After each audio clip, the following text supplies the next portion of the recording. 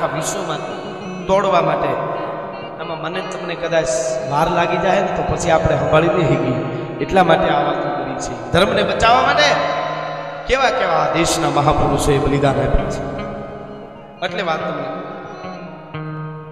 કે હમણાંની વાત અને સામનો મોરસો બહુ એને યાદ કરો. આહિયા ખાનના હુકમથી ટીકા ખાન 50,000ની ફૌજ લઈ અને બાંગ્લાદેશને ધમરોળવા માટે જ્યારે ઉતર્યો, એ બાંગ્લાદેશને ધમરોળ્યા પછી કેટલી સ્ત્રીઓની ઇજ્જતને લૂંટી લીધી, કેટલા છોકરાને ઉભા ચીરી નાખ્યા, કેટલી સ્ત્રીઓને કાપી નાખી. 30,000 માણસોને બાંગ્લાદેશમાં જ્યારે કાપ્યા પછી બાંગ્લાદેશને જીત્યા પછી આહિયા ખાનના હુકમથી ટીકા ખાનને એમ થયું કે હિન્દુસ્તાનને ધમરોળી નાખ્યું અને વળ્યો હિન્દુસ્તાનની માથે એક હારી સેના લઈ હુમલો કર્યો. આપણી સેના ઘણી બધી ભારતની પાસે, હિન્દુસ્તાન પાસે, પણ ટુકડા ટુકડા પ્રજા હતી, ટુકડા ટુકડા સેના હતી. ઓલા એક હારે જ્યારે હુમલો કર્યો ત્યારે આંજને ટાણે સરતાજસિંહ નામનો સેનાનાયક, આપણો સેનાનો મુખ્યાલ સરતાજસિંહ હાંજને ટાણે કેટલા યુવાનોને ભેળા કરી સામના મોરશે અને એમ કીધું કે હિન્દુસ્તાનની પાસે સેના તો ઘણી છે, પણ આપણે ટુકડે ટુકડે છે. બીજી સેના અહીંયા પૂગે એની પહેલાં આ એકારે હુમલો કરીશે તો આપણે એને જીતી નહીં શકીએ ને આપણો હિમાળો ઘેરાઈ જાય. હવે શું કરી? હાંજને ટાણે દી આચરતો જતો. એવે ટાણે યુવાનોને ભેળા કરી અને સરતાજસિંહે એમ કીધું કે આમાંથી કોઈ માઈનો લાલ એવો છે, કોઈ જનેતાનો જણ્યો એવો છે કે એકલો આ આજની રાત્રિમાં પાકિસ્તાનની સાવણીમાં સાનો મનો વયો જાય. પાકિસ્તાનનો વ્યૂહ ઘડાય છે, એટલા એની પાસે સૈનિકો છે, કેવા કેવા હથિયારો છે, એવી રીતે હુમલો કરવાના છે. આ બધી બાતમી લઈ પાછો અહીં સુધી આવી જાય એવો કોઈ યુવાન ખરો? આટલી વાત કરીને એટલે શેવાડાના ઘઉં હોય, શિયાળામાં છેલ્લું પાણ મળ્યું ન હોય, ગાભે આવી ગયા હોય ઘઉં અને એને પાણી થઈ રહ્યું હોય વાડીમાં અને પાણી ન મળે અને ગાભે આવેલા ઘઉંના ડુંડા મરડે ને એમ બધા યુવાનો માનતા કે મરવા માટે તૈયાર છે, દેશ માટે મરવા જ આવ્યા છે, પણ બધાની હારે મરવા તૈયાર છે. પાકિસ્તાનની સાવણીમાં અંધારી રાતમાં એકલા બાતમી લેવા જાય એવું અમે કોઈ નથી કરી શકીએ. કારણ છે કે કદાચ બાતમી લેવાની વયા જાય, ખબર પડે મારી નાખે તો અમે આવી ન શકીએ, તમને ખબર ન પડે. એટલે એ કાર્ય અમારાથી નહીં થાય. એવા એક પછી એક જવાબ જ્યારે આવવા માંડ્યા ત્યારે ખૂણામાંથી એક યુવાન ઉભો થયો. હજી ઝીણો ઝીણો મૂછનો દોરો આવે છે, 21 વર્ષની ઉંમર અને થોડી થોડી મૂછુના કાંટા, ઝીણી ઝીણી મૂછો હતી. આમ કરતો કરતો યુવાન એટલું બોલ્યો, સરદારસિંહને કીધું, સાહેબ મારા ઘરમાં દાણા નહોતા, નોકરી લાગ્યો એવો નથી, મારે આફ્રિકામાં નાઇરોબીમાં મારા બાપના બંગલા છે, હું તો દેશની સેવા કરવા આવ્યો છું અને મરવા માટે જ આવ્યો છું. અને હું પાકિસ્તાનની સાવણીમાં રાજ્યનો અથારામાં એકલો જ આવું છું. એક દુઓ છે લોક સાહિત્યનો જૂનો, તમે સાંભળ્યો છે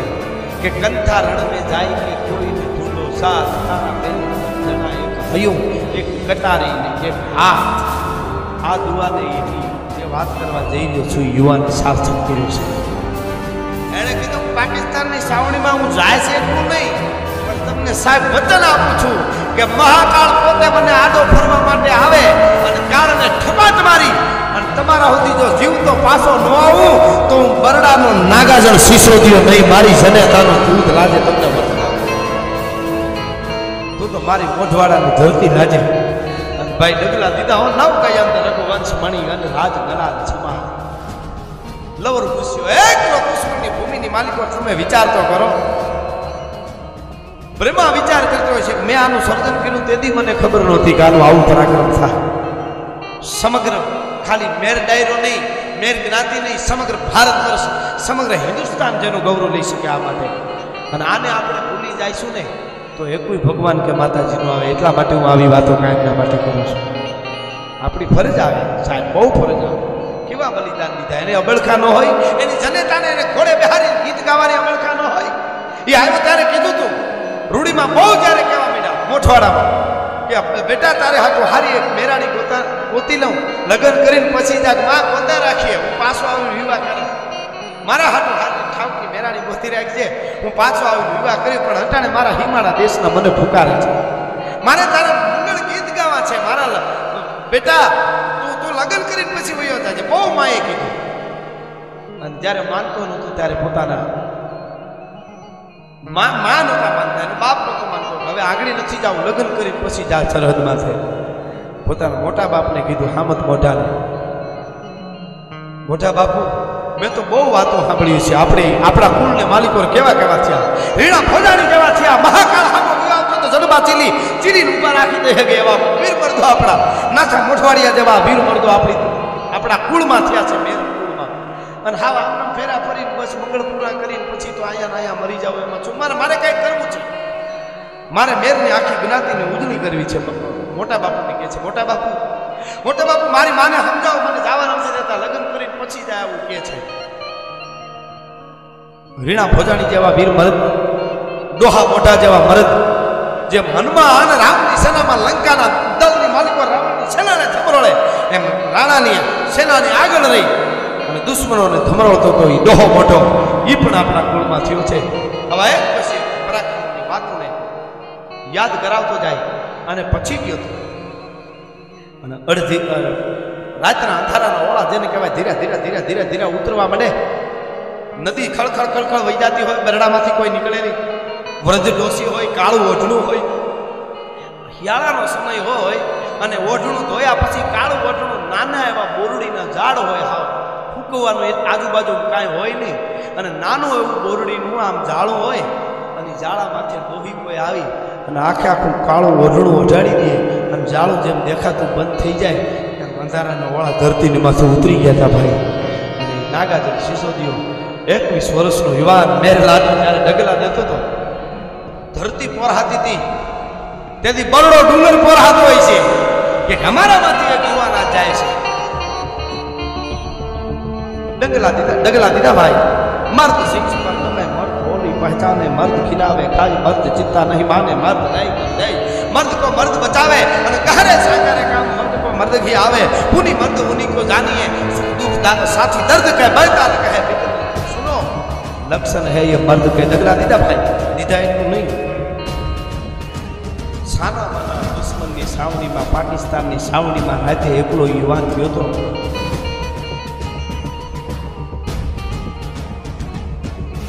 आखी रात जे काई टीका खाने પોતાનો વ્યૂહ ઘડ્યો હિન્દુસ્તાન ઉપર આવી રીતે આક્રમણ કરવું છે ને હિન્દુસ્તાનને બાંગ્લાદેશની જેમ બેન દીકરીઓને બાઈઓને જેમ સરેઆમ ઇજ્જત લૂંટી એમ હિન્દુસ્તાનની બાઈઓની ઇજ્જત લૂંટવી છે એ આહિયા ખાનના હુકમથી ટીકા ખાન એક પછી એક સૈનિકને સમજાવતો જાય અને તમને ફાવે એવી હિન્દુસ્તાનની બાઈઓ આપજો પણ તમે પાછા ન હટતા આવો વ્યૂહ ઘડાતો તો આ બનેલી ઘટના કહું છું 71માં અને આખી રાત જે કાંઈ સાવણીમાં વાતો થતી બધી સાંભળી છેલ્લે કેટલો ગોળીબાર છે કેવી રીતે હલો કરવાના બધી સાંભળી પાછો વળવા ટાણે ત્યાંથી નીકળ્યો ત્યારે કોઈની નજર પડી ગઈ પેટ છે અલ્સર છે હરકું જોયું ખબર પડી ગઈ ઓહો દુશ્મનનો માણસ આપણી સેનામાં કરીને આપણી બધી બાતમી લઈ ગયો જીવતો ન જવો જોઈએ કાળ મેરી ખાં સેના જઈ વાય પડી પણ હાલતી ટેન્ક ઉપાડેલી પાકિસ્તાનની ધણેરાથી બોલાવતો આવતો નથી ઈ નાગાજણ સિસોદિયો મરડાનો મેર ભારત ગૌરવ ખંભે લઈ ધણેરાથી જેમ બોલાવતો હોય અડપડે જીક માટી ચૂક ખટદાત સીજ કટટુક ટુક અને ફટદાત કંઈક ફાય ફરા ફાર હટદાત કંઈક કાયર હજાર અને કુદન સીજ પડતે કબંધ ધર ધર ખેત મચવાય દંડ મારો ને માટી તો મીઠો બોલવા ગોળીને રણરાટી બોલતી જાય ક્યાંક અવાજ કરતો જાય ક્યાંક દુશ્મનોને ધમરોળતો જાય ભાગતો જાય બેખડું આડો દેતો જાય પથ્થર આડા દેતો જાય ઝાડવા આડા દેતો જાય રાજમાં એક પછી ગોળી લાગતી જાય જગદંબાનું સમરણ કરતો એ મેર લાડો ભાઈ આપણી સેનામાં 32 ગોળીઓ લાગી હતી આપણી સેનામાં જ્યારે આવ્યો ત્યારે આ કોઈ બનાવેલી વાતો નથી ઇન્દિરાબેન ગાંધીએ મોઢવાડામાં કાગળ લખ્યો તો ઉડી માને એની માને નાગાજન સિસોદિયાની જનેતાને નાજી કાગળ પડ્યો છે એને એમ કીધું હતું કે મેરાણી હે ભાઈ ઇન્દિરા ગાંધીએ લખ્યું છે કે તે તારા દીકરાને કેવું થાવણ ધવરાવ્યું છે કે બત્રી ગોળીઓ લાગ્યા પછી પાકિસ્તાનની સેનામાંથી જીવતો રહીને પાછો આવીને બાતમી દીધી છે. આવો યોદ્ધો મેં ક્યાંય જોયો આવ્યો છેલ્લા શ્વાસ લેતો લેતો કીધું કે આટલી આટલી સેના છે આવી આવી ક્રૂર વાતો કરતા હતા, આપણે રીત લૂંટવાની વાતો કરતા હતા. આટલી આટલી સેના છે, આટલા હથિયાર છે, આવી રીતે હુમલો કરવાના છે, હવે એને તમે જીતવા દેતા નહીં એમ કરી છેલ્લા શ્વાસ સરદાર સિંહના ખોળામાં નાગાજન સિસોદિયાએ શ્વાસ છોડ્યા હતા. આખા ભારત વર્ષની આબરૂને બચાવી હતી. એટલે ઝવેરચંદ મેઘાણી જેવા કોક લખવું પડે છેલ્લે એક બે ઘડીમાં કહું. સરદાર સિંહના ખોળામાં માથું નાખી નાગાજન સિસોદિયો હું કહેતો હોય છે,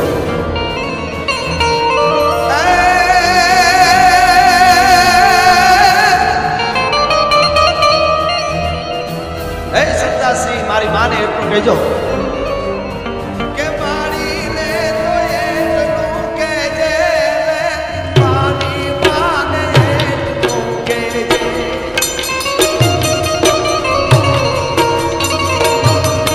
રોશોમાં માવડી મારી ભાઈ મોટેરા પાળશે તું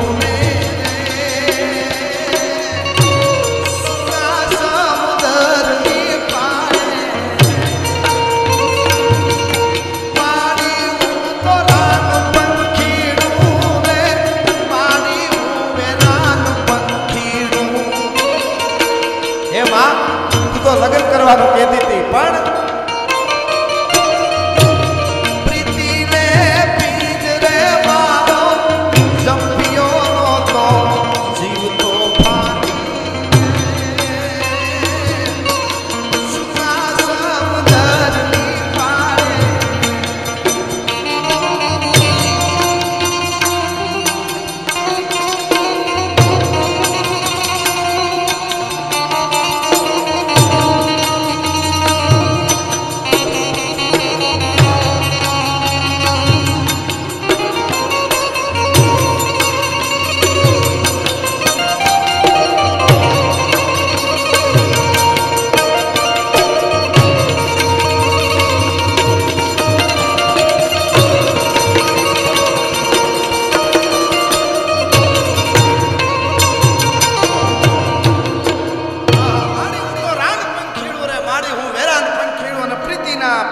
મારો ગપ્યો નહોતો જીવ તોફાની. અને હવેની કડી બહુ સરસ મને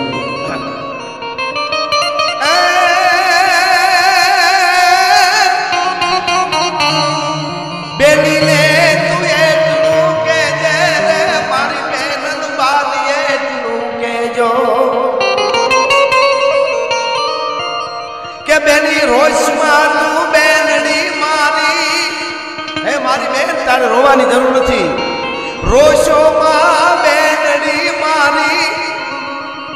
ભાઈ તારો છે વીર છોગારો રે સુના સમુદ્રની પાળે. આખું કાવ્ય લાંબુ છે પણ એક વાત ગમે છે કે બેની બાઈ તેજ બાપુની રે ઓલી તલવાર બાપુની. આપણા બાપની જે તલવાર છે જૂની એને ઝુલાવીને ટોડલે ને રોજ કરજે તું દીવડો ઘીનો રે. હે બેન